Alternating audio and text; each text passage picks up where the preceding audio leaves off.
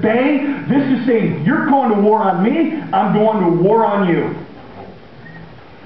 I'm not getting anywhere near that. I'm keeping away from it because my war is filling myself up with Jesus. I'm not giving room for any of this stuff. And it's too easy when you're in pain, when you're in frustration, when you're in hurt, when you're in an addiction, when you're dealing with whatever that's filling up that, to keep it where it's kind of in control, but it's not really in control. It's easier to keep it than to fight it. He says, keep away from it, man. Don't even let those desires get close. Run like a scared jackrabbit away from those desires. Stay away, my friends. Stay away. Fill yourself up with Jesus. Not the desire for significance. Not the desire to be in control. Not the desire to have everything in order. Fill yourself up with Jesus. Don't let anything else in. Why?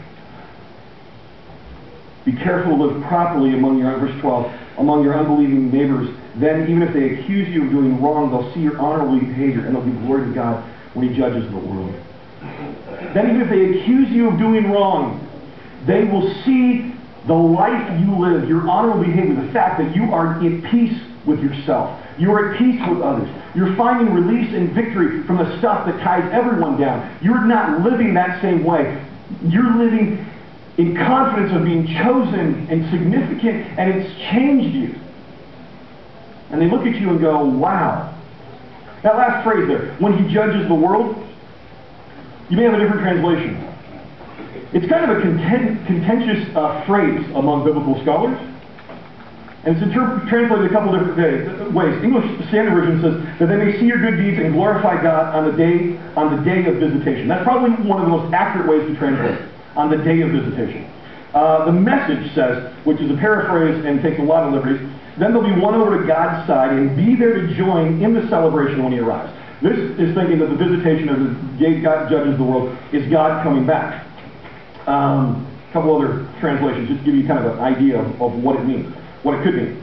Let's see, translation. Young's literal translation. It says that they may glorify God in a day of inspection. Okay, so there's two ways to look at it. One is they glorify God and they're glorifying God when God comes. What I think is a more accurate translation is completely different from New Living, and I'm arrogant enough to believe that I'm smarter than them. I'm kidding. I based this on my research. The day of visitation is used in two ways in the Bible. One is it's used as an overseer or bishop. It's either an office or a position of overseeing. It's also used when Jesus talks about his day of visitation, Him coming to Jerusalem, and they would not accept it. The implication that I get from this is that the translators sometimes have gotten it wrong, because the day of visitation is when those who don't believe come and look at your life. They enter into a relationship with you. They look at you, and they come in with a false expectation. They are trying to accuse you of doing wrong, but they see your honorable behavior, and when they get close to you, they go, oh my word, there's something different about this person. There must be a God. You see that bumper sticker that you've seen out there? Christians aren't perfect, just forgiven. Peter basically says here, don't hide behind that. You're called to live a better life. Because you were chosen, you were picked, you were significant, you were special. And when you realize that, it changes how you live. And let other people see that. Don't hide behind the, well, I don't have to be really nice because I'm forgiven, so I can be a butthead, but I'm forgiven. Yeah. Which is unfortunately what some Christians have. They will see your honorable behavior and glorify God when they come to check you out. You see, our transformation is the biggest evidence that there is a God, and when God chooses us, part of our mission is, as we have been chosen, man, we want to choose other people. We want other people to see how amazing God is. When you're special, it changes how you live life, and it changes your relationships. Verse 13, for God's sake, respect all human authority, whether the king is head of state or the officials he has appointed.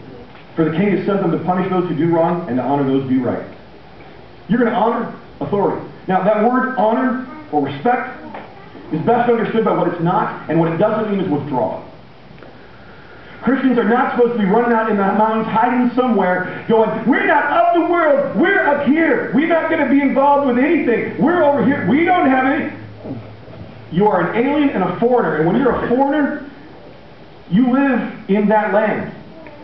If you go to England, drive on the other side of the road or you may die. But it's not a moral issue that God says, no, you work within the system. We should be involved in society.